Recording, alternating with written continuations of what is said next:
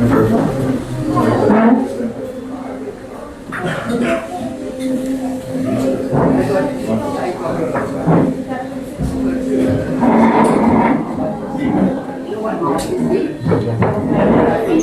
afternoon, folks. Welcome to Podi Poriyal. Very happy New Year to you. Thank you for choosing to start your year with us, January 1st, 2021. What you see in front of you is an authentic set meal thali from the southern part of India. Many of the dishes feature from the most interesting parts of Tamil Nadu, and we hope that today you will get a good mix of the flavors and variety. So we start the meal with 3 condiments which are placed at the center of the table.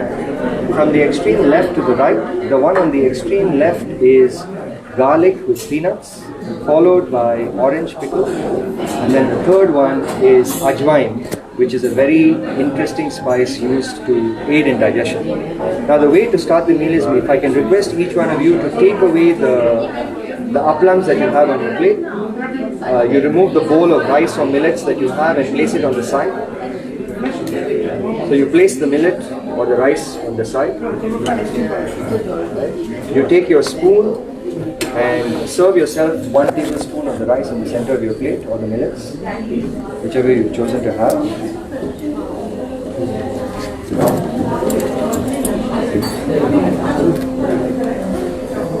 Once you serve yourselves the portion of either rice or millets, I will then encourage you to take a small teaspoon or 2 of one of the 2 powders that I just introduced, either the garlic with peanuts or the ajwain, and you pour it over, just a little bit, sir, that's enough. So you take a little bit of the powder, either of the 2 powders, take a spoon or 2, pour that over.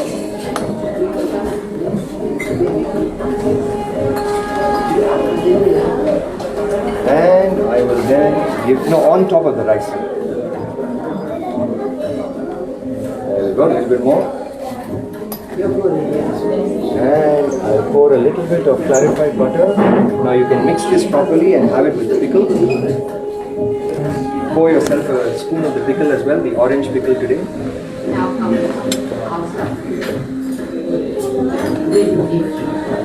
There you go.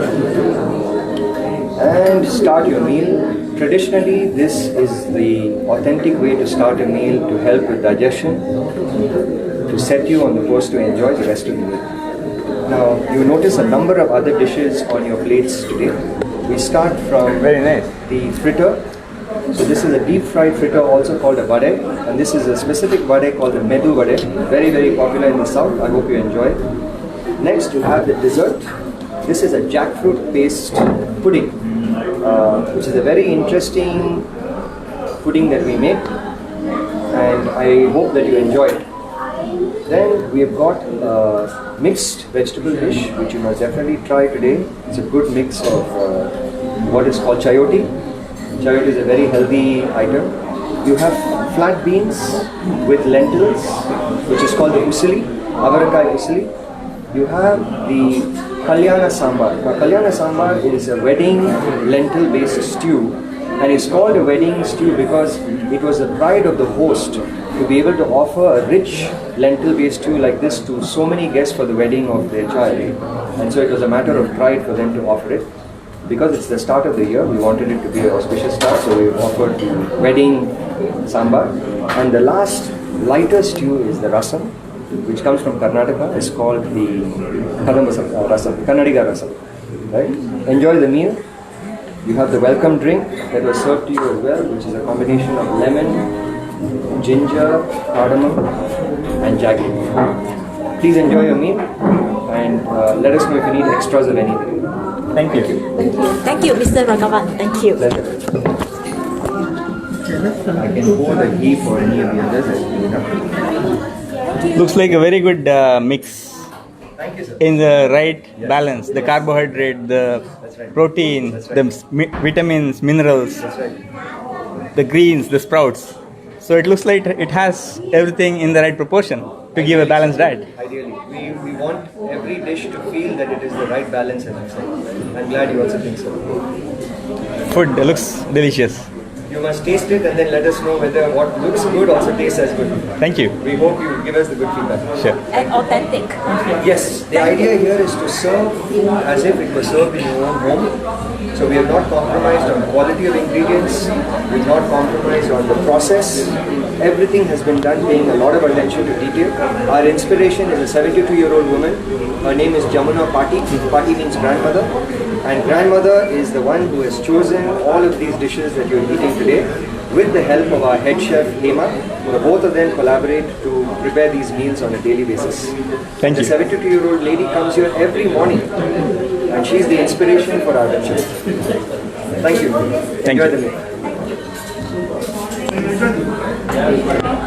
Hello, everybody. Yeah. Happy New Year to all the viewers. Hello. And Hello. turn over the vegetarian world with the yummy tummy in Singapore. So let's begin. My name is Li Ying. I'm a sushi volunteer. I'm actually be a vegetarian for more than 5 years, and one of the reasons I'm vegetarian is following master's teaching. So the first precept is no killing. So vegetarian is one of the lifestyle that I'm going to adopt. So I'm going to hand over to Vidya, who will introduce why she and her family are vegetarian. Right. Hi. Hello everyone. I have always been a vegetarian. I was, because of religious reasons, because of cultural reasons, vegetarianism has always been promoted.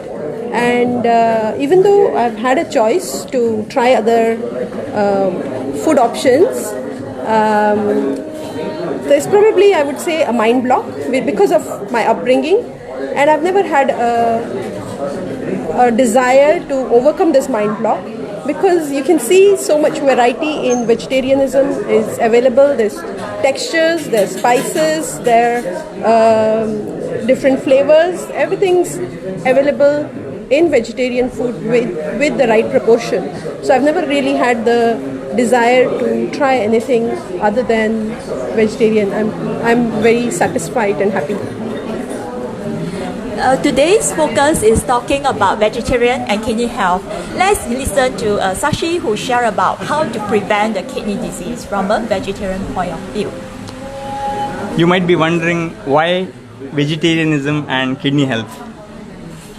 I am Shashidhar Vaikunje. I am a nephrologist in Sengkang General Hospital, and my colleague Li Ying is also a nephrologist, and we see an awful lot of kidney patients every day. Kidney disease is on the rise, there's absolutely no doubt. And two important risk factors for development of kidney disease is diabetes and hypertension. Some of you may not really know that diabetes is actually a global pandemic. You might have heard about COVID causing global pandemic, everybody knows about it. But diabetes as a global pandemic, yes, it's a much bigger problem. In fact, it is a silent killer. So prevention is better than cure, isn't it? So how do we prevent diabetes and hypertension, the two biggest risk factors of kidney disease, by switching to vegetarian diet? There are studies which have shown that the vegetarians are at lesser risk of developing diabetes, and there are studies which have shown that even the risk of high blood pressure is lower in vegetarians as opposed to non-vegetarians. For example, there was one study which had looked at patients who have diabetes who were on meat-based diet, and when they switched to vegetarian diet, their sugar control significantly improved. The need for medications, the number of medications they were on was much less on vegetarian diet as compared to non-vegetarian diet. So these are the evidence that we have that vegetarian diet is actually better in preventing diabetes, high blood pressure, obesity, and these are the risk factors for kidney disease. And my colleague Li Ying is now going to tell us how vegetarian diet is going to be beneficial to our kidney patients. And Li Ying, would you recommend vegetarian diet based on the current evidence to patients with kidney disease? What are your thoughts? So basically, vegetarian, diet is a mainly plant-based that contain a lot of like potassium and so forth. If your kidney function is still able to function quite a decent way, so it will really help to reduce the waste production. So when the kidney function is really dropped to too low, then of course you have to seek the advice from your healthcare professionals. Having said that, plant-based diet is actually very rich in alkaline, so this is good for your health as well. So let's talk about basically the Singapore studies have shown that people taking high meat diet have been associated with chronic kidney disease. So moving forward, we encourage more people to adopt a healthy lifestyle, eating, and also we know that plant-based diet, right? They contain the legumes and nuts and so forth. Having said the nuts, right? Usually they contain certain phosphate, but this type of phosphate will not as easily absorbable as compared to the processed food and the meat type. The dietary phosphate derived from the meat, other products. So today I think it's quite a lot more talking about kidney disease as well as a vegetarian. Let's listen to Vidya to share about how to have a more balanced diet where you derive your omega-3, B12 from a vegetarian meal. Vegetarian meals have the option of using flax seeds, walnuts, which are really high in omega-3 fatty acids. And let me also talk to you about this particular food item here, which is the idli. Yeah, this is a very wholesome meal in a way because it's got the carbohydrates and the lentils in the right proportion for a balanced diet. Proportion of about 3:1 rice and lentils. So this is steam cooked, overnight ground and steam cooked, and enjoyed with coconut chutney, sambar. Again, these two are the types of chutneys. This is sambar here, sambar, and coconut chutney, tomato chutney, and coconut and green chili chutney.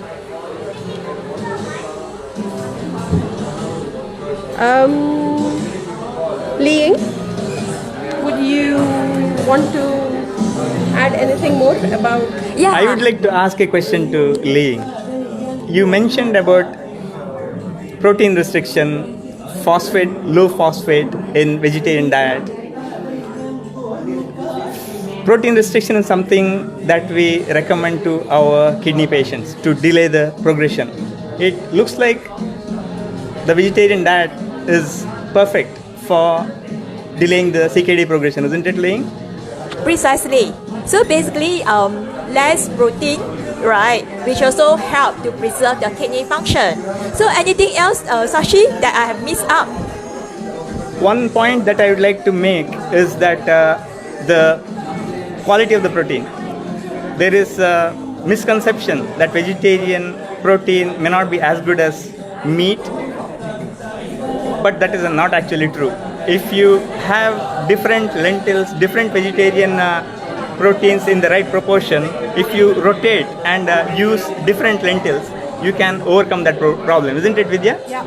So you have varieties of lentils available, which can give different flavors each day. You can have it in every day you can have a different lentil, and the taste, the flavor, everything changes, and you're still managing to get the wholesome experience in as you progress along. Ling, what do you think about the potassium? Obviously, vegetarian diet is rich in fruits and vegetables. And would the potassium content worry you? For example, would you want to warn your patients about eating too much fruits and vegetables? What are your thoughts? We always emphasize about moderation. So when their kidney function is still able to, cope and manage without any issue about potassium. So of course you take within the right serving at around 2 to 4 portions a day. that will be helpful. Moreover, the plant-based diet contains this alkaline, so it will also help to buffer the potassium load. So it's actually well recommended as long as always discuss with your dietitian and healthcare professional for further advice if you think it's necessary. Vidya might have some interesting cooking techniques which might overcome the risk of high potassium, because certain vegetables are certainly high in potassium, but you can use the right cooking technique to reduce the potassium content. You want to elaborate on that, Vidya? Yeah, probably some of these vegetables we can cook with water and throw away the water, because all the potassium and those minerals which will get drained into the water, we can discard them, and we can eat the vegetables with the other spices and flavors, and we can still enjoy a nice meal. Probably one more thing that we need to be mindful of is we need to make, even in plant-based diet and vegetarian diet, we need to make the right choices. For example, eat steam cooked, preferably more than a fried item. You know, we can enjoy both, but in moderation, and that would be. Yeah, that's an important point you highlighted, Vidya. In fact, I fully agree. Vegetarian diet doesn't necessarily mean healthy diet. It depends on how you cook it. For example, if you fry it and if you use a lot of saturated fat, that is not healthy. The way you cook it decides whether you are eating healthy vegetarian diet or unhealthy vegetarian diet. So be mindful about the cooking methods and the amount of oil you use. Thank you very much. So we're going to end soon. So basically, save lives, eat less meat. Every day you can see that from the 2 years ago, 2,443 animals being killed a day. So we are moving towards 2021.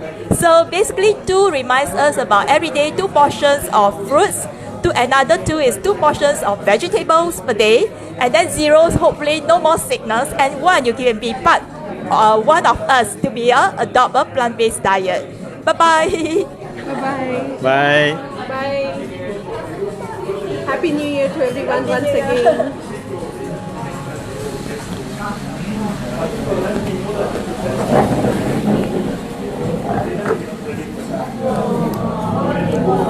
It's probably time to enjoy our meals. I would like to invite my colleague also to speak with you a little bit, because she is the brains behind everything that you are experiencing today. Let me invite her. Maybe later. Yeah, whenever you signal me, her name is Kavita. You've spoken with her today. She heads all the operations here, and I think she should definitely feature in whatever you're covering. Thank you.